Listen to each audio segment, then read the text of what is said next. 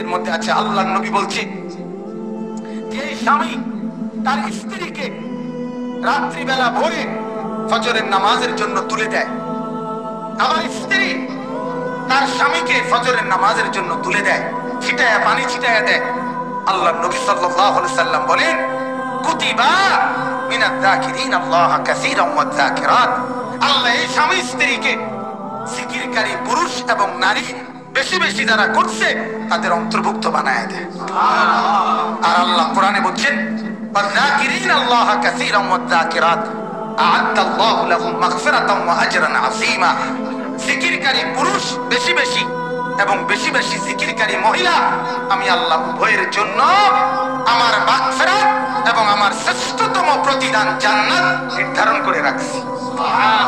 তাহলে স্বামী আর স্ত্রী হওয়ার কথা ছিল আল্লাহর জিকিরকারী বান্দা বান্দি। আজ আমরা উল্টে গেলাম, দুজন হয়ে গেলাম গুনার কাজে সহযোগী। ঠিক কিনা বলেন?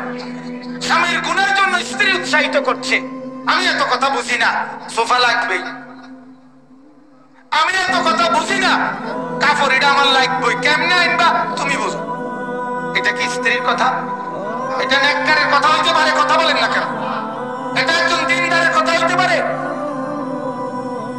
স্বামীর কথা হইল আমি এত কথা বুঝি না, তুমি আমার ছোট ভাইয়ের সামনে বাদ দিতেই হবে।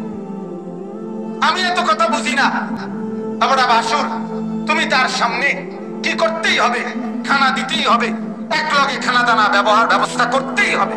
তাহলে আপনি বলেন স্বামী বেচারা তার স্ত্রীকে কিসের জন্য উৎসাহিত করলো? গুনাহ। আবার স্ত্রী কি কইলো স্বামীকে? কথা কি এই ছিল?